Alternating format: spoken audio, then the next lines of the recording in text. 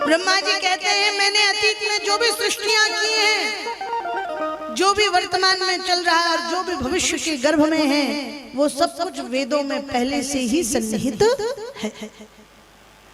वेदों के बिना मैं हमेशा अंध और मूक के समान हूं। ब्रह्मा जी वेदों की विशेषता बतला रहे हैं। वेदों के बिना मेरी गति नहीं है, ज्ञान शक्ति नहीं है, और मेरे अंदर आभ्यंतर का कोई उत्साह बल भी नहीं है। आभ्यंतर मतलब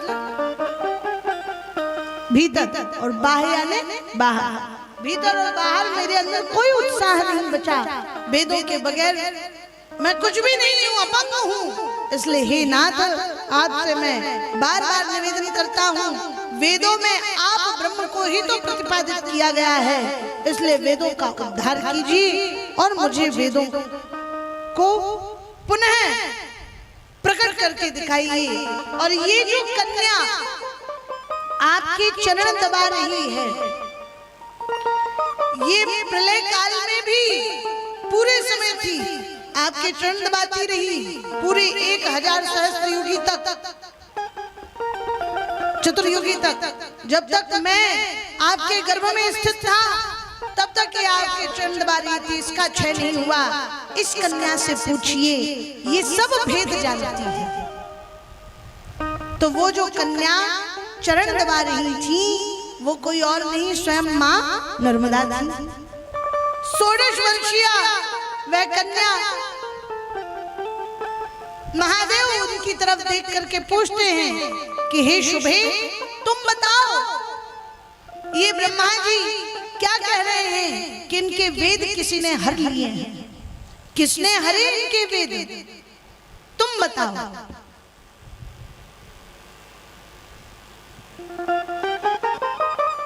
तब नर्मदा जी कहती हैं कि प्रभु, पूर्व कल्प में भगवान नारायण के कान के मैल से 2 दैत्य उत्पन्न हुए थे, जिनका नाम था मधु और कैटभ। जब ब्रह्मा जी प्रलय को देखते हुए प्रमाद में जाने लगे, निद्रा में जाने लगे, ब्रह्मा जी को भी मोह हो गया, विक्षोभ हो गया, आलस्य हो गया, तब ही उन दैत्यों ने वो वेद हर लिए। और अब वो वेद हर करके समुद्र के गर्भ में चले गए हैं। जब तक उन मधु कैटभ का संहार ना होगा, तब तक वेदों का उद्धार संभव नहीं है। नर्मदा जी साक्षी बनी। नर्मदा जी ने जब यह कहा कि मधु कैटभ के संहार से वेदों का उद्धार संभव है, तब भगवान सदाशिव ने भगवान नारायण का स्मरण किया। भगवान सदाशिव के आवाहन पर नारायण साक्षात प्रकट हो गए और सदाशिव ने उनसे कहा कि हे नारायण, आप मेरे सदैव प्रिय हैं।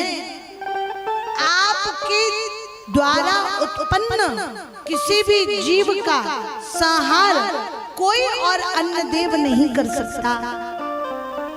उसका संहार एकमात्र आप ही कर सकते हैं, और आप ही के कान के मैल से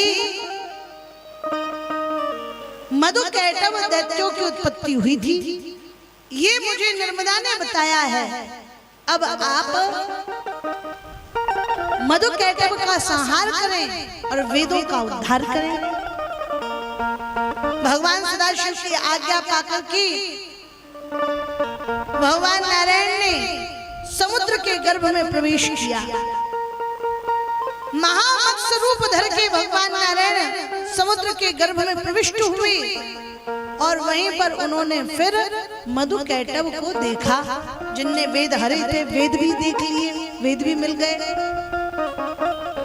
जब भगवान नारायण वेदों को उनसे लेने लगे, तभी मधु कैटभ क्रुद्ध हो गए। उन्होंने कहा हमसे युद्ध करो।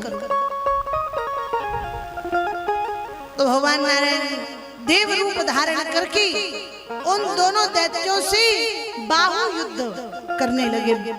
कुश्ती जिसको कहते हैं, मल्ल युद्ध करने लगे। ये जो मधु कैटभ थे, भगवान इन्हें बार बार पटकनी भी देते। यहाँ तक कि अपने चक्र से इनका सिर भी धड़ से अलग करते, परंतु पुनः वह सिर जाके धड़ में मिल जाता। कितना भी इन पर प्रहार किया जाए कोई असर नहीं होता। मधुकैटभ मरते ही नहीं थे। परेशान हो गए भगवान नारायण। महाराज इस युद्ध को करते करते 5000 वर्ष व्यतीत हो गए, पर वो मधुकैटभ मरे नहीं। भगवान नारायण भी सोच में पड़ गए। अच्छा, ये दोनों भी बड़े चतुर थे। जब तक मधु भगवान नारायण से युद्ध करता रहता तब तक कैटभ विश्राम पा लेता। जब मधु थकने लगता तो कैटभ लड़ने आ जाता और फिर मधु विश्राम करने लगता। ऐसे बारी बारी से वे भगवान नारायण से युद्ध कर रहे थे। और भगवान नारायण तो एक ही।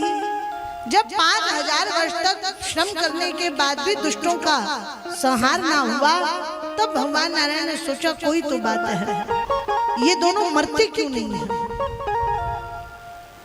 तब उन्होंने अपना चातुर्य दिखाते हुए उनसे कहा कि भाई रुको, तुम दोनों बारी बारी से लड़ते हो, इसलिए तुम्हें तो थकान नहीं होती, पर मैं तो 5000 वर्ष से लगातार लड़ रहा हूँ। मैं बहुत थक गया हूँ, मुझे विश्राम की जरूरत है। और युद्ध का नियम है कि यदि युद्ध के मैदान में कोई थक जाए और वो विश्राम चाहता हो, अब उसमें शक्ति ना बची हो, तो फिर युद्ध में विराम देना चाहिए। और जब वो अपनी शक्ति वापस पाले तभी युद्ध करना चाहिए। युद्ध का यह भी नियम है कि यदि कोई शरण में आ जाए तो फिर युद्ध को विश्राम दे देना चाहिए। अब शत्रु ने शरण ले ली तो युद्ध को विश्राम दे दो। यदि कोई युद्ध का मैदान छोड़कर भाग रहा हो, अब वो भाग ही गया, तो भी फिर उससे युद्ध करना नहीं चाहिए, उसके प्राण भी नहीं आने चाहिए, छोड़ देना चाहिए। कोई निहत्था हो तो भी युद्ध नहीं करना चाहिए।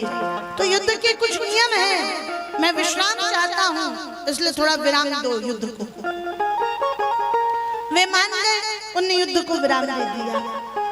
अब भगवान नारायण ने कोने में बैठ करके नेत्र बंद करके देखना चाहा कि भाई आखिर इनके पास ऐसी कौन सी शक्ति है जिसके कारण ये समुद्र के गर्भ में भी श्वास ले रहे हैं और ये समुद्र के ऊपर आकाश में भी स्थित हैं, डूबते नहीं हैं, और इनका मैं भी कुछ नहीं बिगाड़ पा रहा।